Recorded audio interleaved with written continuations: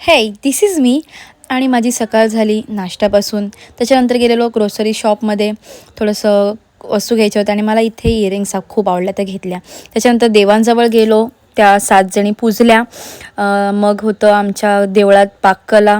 तर बघा माझी डिश केवढी सर्वांनी संपवून टाकली, एवढी माझी डिश आवडली.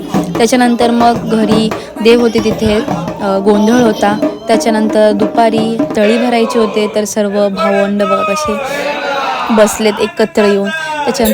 मग मी गेली चितबादेवीचं दर्शन घ्यायला आणि त्याच्यात नंतर मग होती आरती पण. मग आरती वगैरे झाली आणि मग गेली, भूक लागली म्हणून झोरको म्हणून नवीन आपल्या इथे कॅफे आले. तिथे खूप मस्त टेस्ट आहे आणि एकदम अफोर्डेबल प्राईजमध्ये तिथे कॉम्बोज मिळतात, तुम्ही नक्की जा.